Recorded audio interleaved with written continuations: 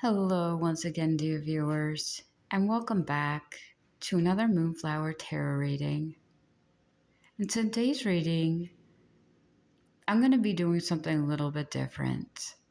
I'm going to be incorporating a little bit more storytelling in my readings. I have been called to do that a little bit more recently, and it's a little bit of a change of pace for me. I will be honest, but trying to find my voice here has definitely been um, interesting for me, to say the least. While I will be still doing tarot readings, I really need to honor that calling of my soul to incorporate some of the experiences I've been through on my journey and what I've learned along the way, what I picked up, the wisdom that I got from the divine, and doing it in a way where I'm almost channeling message to you through stories and integrating that into my reading. So if you're new here, well, thank you so much for being here. I'm very, very glad you came and being here to support my channel, as well as a lot of the viewers who have been here since the beginning. I appreciate you. You're very much welcome and loved. And I will also link any music or songs I get channeled in the description below. As you know, I do understand music, art, media is a great way to access wisdom for ourselves. And if you're vibing and tuning into this channel, you probably get it. You know, I'm hearing a lot of you got the memo. This is definitely how I process information or learn or even connect with my own soul and emotions. Is through music, is through media, movies, um, just to have that almost like mirror to myself and knowing that I'm not alone. And storytelling and the art of storytelling is an important way to pass those sorts of messages on, to help others, not by telling them how to live their lives, but getting them to almost reflect back on, you know, how they personally live their lives, or how they can, process new ways of just interacting with the world. And sometimes it's just good to have a mirror to be like, I am not alone. And definitely be gentle with yourself, dear viewers. Um, and this morning, I was shown an image of an owl, and it really did have this very blue aura energy around it. And it feels like for some of you, that might be a sign that your ancestors, or from your ancestors, that they want to channel through you or work through you. There's definitely a lot of angels around you. Archangel Sandalphon, if you've been working with them, or her, because I identify her as a higher ranking messenger angel, and someone who communicates through me oftentimes through music, and embodies a more divine feminine energy when I need to be a mother figure for myself. Um, yeah, she just said slow and steady, you wounded crab. And I'm like, okay, wounded crab, that's funny. So it's important because we need to open up a dialogue, not only with our ancestors, but with ourselves, our own souls. And definitely nowadays, it is important for you, dear viewers, to reconnect with yourselves on a deep personal level, on a spiritual level, to know yourself, and be granted that higher power of inner knowing, and understanding that we as a collective all move together in tribes. Even though it seems like we're separate, we are never truly apart. And I'm hearing there's a communication error on the part of our collective, and it's really is just a part of our soul that is guided or stuck in its ego. And this manifests as us forcing ourselves to fit into a certain group of people we were once made to feel like we could only identify with or as, because there's a black and white thinking of the ego. And I was taken to High School Musical and the example of, challenging the status quo. What is your in crowd? Are you the basketball players, the scientists, the popular people, or are you, what do you want to do, who you are? And it's easy to fall into a specific category and say I am nothing but this, and that's really just false for every single person who's ever lived on this planet. It is impossible for someone to be just that one thing and excel at only that one thing and never explore any other parts of their personality, because we are not robots. We are not machines. We left those days in the past with our ancestors working in factories and textile mills to be able to make a living. But that ain't it now. Society is evolving and changing, growing. Everybody has the capacity to be whatever they want. You don't have to just, because I'm being taken to like medieval era, and people's surnames or their last names were based on their occupation. So it's like you might have come from a family of Ruth Thatchers, but what if you want to build a foundation? You like don't put straw on a roof. You want to put mud and stone to build the base of a foundation. It's like you can be whatever you want. But when in the day and age when we were all building society, some of our ancestors were put into one role and we never grew out of that. And a lot of that has to do with survival and being seen and not being discarded. And someone has to be the best at something, and no two people can be the best at something. But that's a mentality of an ego-driven system that is based on competition and toxic masculine morals of who is the best and it has the biggest stick wins the war. And that's not necessary when we are evolving as an entire group of people and when our ancestors knew better. Like everybody shares responsibility. Everybody has something that they're good at doing. And yes, they do it and they commit to it if they so choose to. However, it's like if you want to make a work of art, do that. It doesn't matter if you're in the freaking military or you're a doctor. If you want to go and join a freaking paint night at a local bar, it's like, sure, do that. Or if you want to make pottery, like do it. Like you don't have to be just, I am this one thing.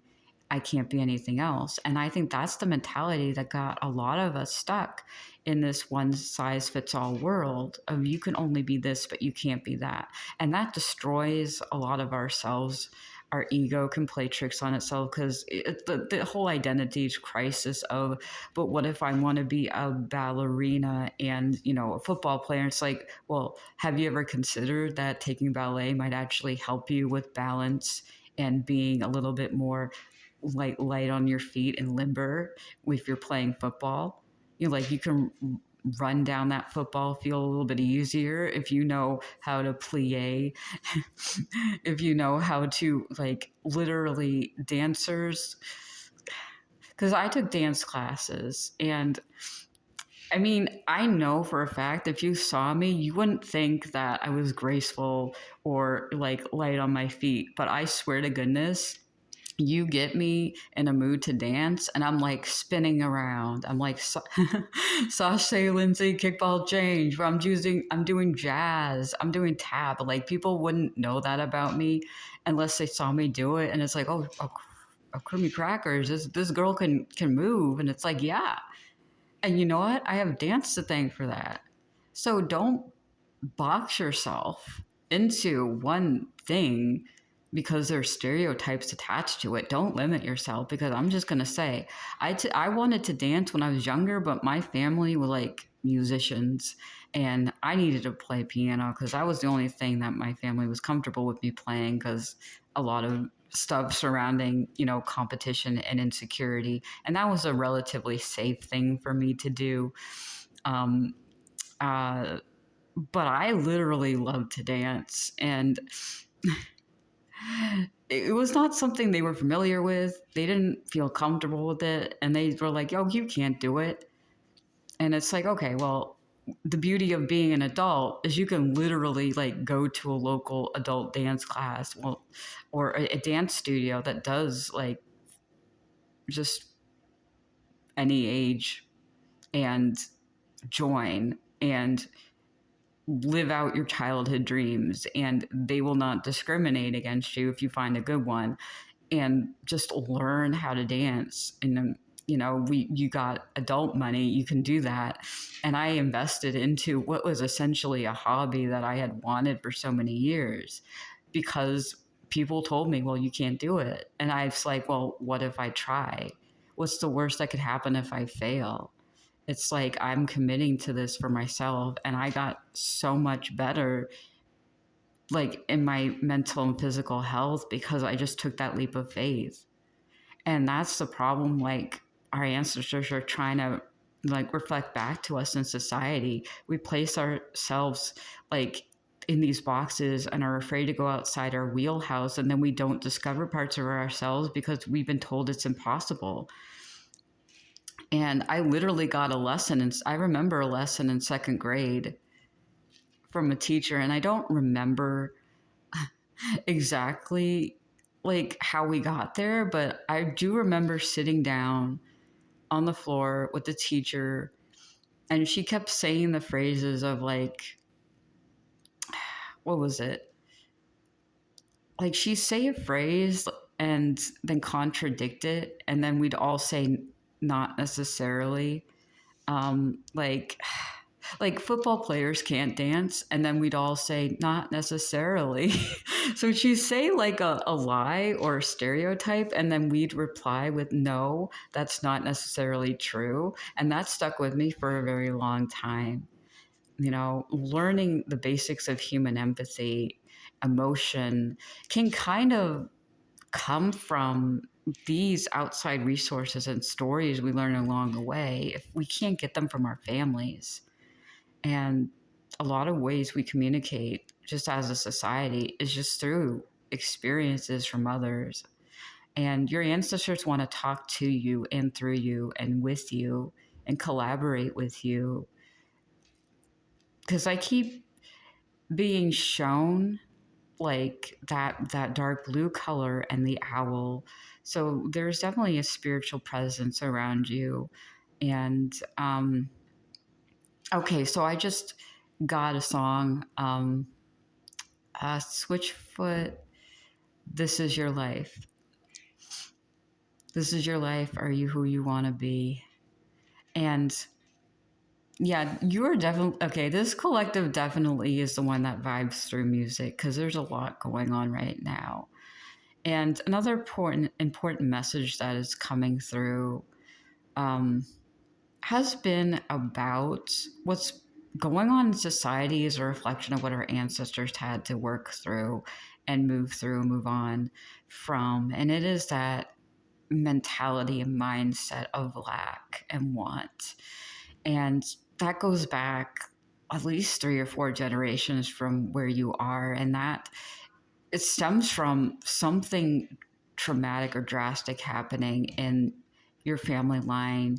And again, I'm going to have to give my own family as an example. Just like a lot of others in like the late 1800s, there was famine and poverty, and they had to move and immigrate. Like, and that was a while ago. Like, that was before, like, I even think the first World War that happened, and that's not uncommon. Like, so many people in the area I live in are just literally descendants of people who came from like the potato famine or a lot of the crises over like in Italy and Sicily and stuff happening and all over the world. And it's definitely more of a regional thing, but this is a timeless sort of endeavor of the human soul. When times of crisis happen, we have to migrate. That's how we move.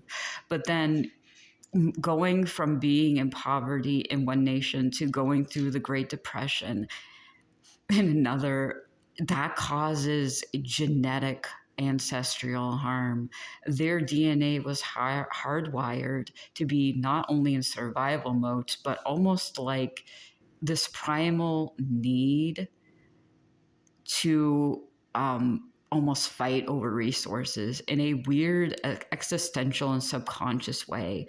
And unfortunately, that's kind of what we might be seeing a lot today is people. I have to give an example in my own family. I am literally being taken to my own family. So I do apologize if you don't feel comfortable with this. I am going to be just telling my story, and bear with me as I adjust to this. But I gotta honor God when He tells me to do something. He loves all of us, so he definitely knows this is a struggle, so bear with me. I saw my own grandparents struggling with this lack survival mode mindset, even though they had secure jobs, they had retirement plans, they had investments, they diversified their assets, they owned property in a state where it's very high cost of living. They had a secure foundation, but there was still this feeling of they never left the Great Depression. They never left that mindset of I don't have enough, so I must hoard it. And it's not their fault. No one taught them to unlearn it. And it takes a lot to come out of one state of mind to another, especially if you, it's like an indoctrination. And it takes a couple generations to wean off of that mindset. But there are a lot of people who stay stuck in it because my parents were raised by people who could literally have like $500,000 and they would be like, I don't have much to give you when I pass on. And I'm like, that was a freaking that was a loaded statement because what I saw was more than I ever made in my own life through all my years of working. And I was just baffled that how can one person have that mentality when they saw their parents literally eating watered down soup and getting like having moldy bread for dinner, and it's not their fault. It's that mentality. They never got out of there. They're stuck there in that time and place where they needed so much and they held on to that even with what they have in front of them is never enough. So it's like the material wealth they gained was irrelevant. Their mindset dictated how much they felt they had. So I could look back on them and judge them poorly, but it would be falsely so to judge them because in their mind it was true. Having so much money that I could never fathom having was not enough for them. It wasn't enough to give to the next generation. And even in my eyes, I feel like that's not true. In their eyes, it was. And that's the thing that we inherit from our own parents is that mindset of what we have is never enough and it will never be enough. And that's the type of people who are running this planet into the ground. They will never have enough. If they own this planet, if they own Mars, if they own the sun, it will never be enough because that stems from their own mindset of never having enough and needing to be in control of everything. And that's not their fault either because who raised them? You know, the kings and queens are going to raise kings and queens who are going to just take over the population, and they will not have enough even if they lay claim over the universe, the multiverse. It's just insatiable. But that's kind of that false mindset that was brought up from survival mode and fear. It's a defense mechanism that was ingrained in them, and they were indoctrinated into that. And unlearning and growing up from it is not an easy thing to do. And in this day and age, there is always this idea of lacking. We are bombarded with information that tells us we never will have enough. And we feel like we are never enough because we will never be the best basketball player or on a Broadway musical. And that almost dictates our worth. So you can see how our ancestors really did carry a lot of that burden in them because they were essentially considered to be just not worth anything. And that's not fair. Like so many people living in poverty, but more so people who have all the money in the world living in a poverty mindset. And that is really unacceptable for us to be ruled by fear in this modern day and age. And then having our ancestors speak up for themselves because we're carrying our ancestors' wounds on our backs. So I just heard someone's ancestor say to me, you're doing a work project and you're doing all the work in a project. Because I just got, okay, some of you might come from Native American heritage because I just saw a Native American like with like long dark hair and braids and like a headdress, feather, regalia, carrying like a bundle of arrows on his back, and it was depicted as the Ten of Wands.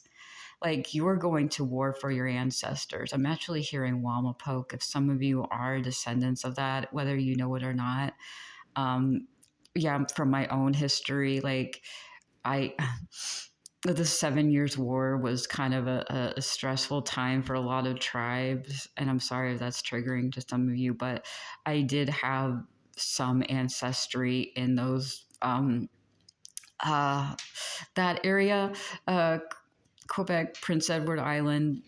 You know the drill. So it's a touchy subject because I was never even aware of it until much later in life, until I did a lot of research and inner work and moving with a lot of the Native American community, because I did actually spend a lot of time with them, and they reawakened me to the potential and healing powers of storytelling and how it does relate to us. There was actually, I'll give you this. There was a storyteller called Hears Crow, or She Who Hears a Crow, who was, I forget which story it was. Oh no, I don't remember the story. Oh, actually, she taught me a lot about storytelling, the different types of storytelling. But if you're interested, I might link her channel to you or her website. I'm going to look it up. But yeah, I learned about storytelling through a storyteller and the importance of doing that and passing it along. Because there's a lot of different stories that connect to us. And yeah, because she taught me, like, I'm being told to say this because there are different types of stories, and one of them that she liked to tell was of how things came to be. So like, for example, I think like Rainbow Crow is an example of how things came to be. The one story that's coming to mind that she told was how why rabbits have short tails. And it's really just a story about the springtime, and you know that springtime when you see there's a plant called pussy willows. Yes, that is a thing. And they have these like beautiful like tufts of like almost fluff and cotton that looks like the tail of a rabbit. And that's an interesting story that came up. So I'm gonna definitely link her website down there if you're interested.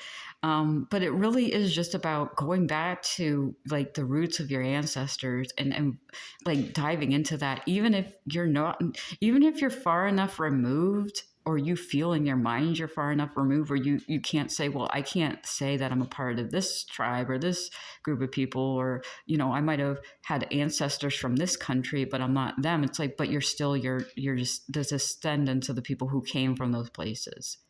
Like, you're a descendant of someone who came from that place. Your ancestors came from there and they are a part of you. And don't deny yourself that. And moving with, or like when I say moving with, communicating and being with people who come from that culture is the best way possible for you to understand your ancestors just a little bit better. Communicating with them, let them tell you their stories, how they function, their different, cultural, um, I'm hearing faux pas, how they move together, how they interact, their dialect, how do they speak to each other? Are you individual, collective, or collectivism kind of thing? Because I'm being taken to Japan now. It's important just to be with people who come from the cultural roots of your ancestors, is what I'm hearing now. And looking into some of the stories, some of the even astrology, the mythology from those cultures, because they give a little bit more wisdom into what they might be, and just becoming a conduit for your ancestors to speak through, and drawing the line when it comes to people who want to create this mentality of like creating a club, like creating a gate, like a gated community and a culture. is what I'm getting. It's like if people want to block you from learning your own culture because you're not of that culture in this lifetime, but your ancestors were, just don't learn from them. There are many other people who will be very open and honest. Like, look even into local museums, like art museums, different places where members of that community in your own town or city might be. There's so many resources out there, and even a lot of tribes have their own website that you can, even look into. Literally, I'm being taken to Native Americans, and I'm just gonna say from my experience, like there was a museum in my state, like that hosted an intertribal powwow every year, and I would go there and meet the people, and it felt home. I just felt like me. It was just like something new and exciting, but also I just felt like, okay, I get it. Like I get it now. There's something that was missing. And it was just that insight and wisdom that might have been lost a while ago. And while I don't think I could safely identify with that in spirit and identity with my soul, with my DNA, I needed to honor and respect that and keep that alive, because that's the important thing of these stories. The generational gap is keeping that dialogue and that light alive between all of us, and the importance of a person who comes in and shares their story and shares the visions they receive. That is beautiful. Every single religion, every single culture has their form of storyteller and shaman and healer. We speak our words and we help heal people. We shine the light in others so they can see themselves and find themselves too. The ascended masters spoke in stories for a reason, to reach into our hearts, breaking that divide because our souls understand it better than our minds do. And so I want to get a message for you. Yeah, just breathe in that light and love from the people of your past, because I keep being taken to storyteller. Find a storyteller, be a storyteller, tell your story. Ancestors. Okay, so I'm being taken to a spider. Some of you might actually have spiders as a significator for an ancestor. Grandmother spider. That might be a story for some of you. Web weaver, dream weaver, dream catcher. Spiritual protection above your bedside might be important too, just for protection, or definitely at your windows. I'm actually seeing someone or someone's ancestor putting salt on the corners of their windowsill. Okay, now I'm being taken to like Africa. I just heard the phrase Serengeti. If there are any spiritual or home protected practices your ancestors or members of your family had, definitely practice those, because I'm seeing the need to protect your home and the windows, because any place that can let energy in, any place, let me put it this way, any place that there's a draft coming in from the outside is a place of potential outside energy coming in. And if you're in a time of either isolation or preparing yourself for a new time in your life, generation, doing healing, being in that sort of, I'm hearing closeted mode, being in a place where you find a sanctuary space, a temple, or any place that you deem is sacred to your understanding of soul and self and deep meditation, put salt at the doorway. Find a way to do that, because I'm seeing actually Himalayan salt or pink salt. Definitely practice that, because there's a lot of different things that are coming to my mind's eye. For some of you, it might be burning sage, smudging, salt, cleaning the house, aerating it, opening the windows, letting the air in. Because I'm being taken actually to a more like I've never been to Africa. I've never seen Africa, but I'm being taken to somewhere in Africa where there's a wooden building, and it's dark because there's so much light and heat.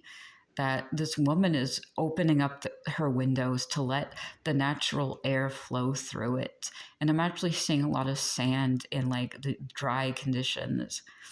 Yeah, because I'm seeing like the colors of the African flag. So there's definitely a lot of pride there.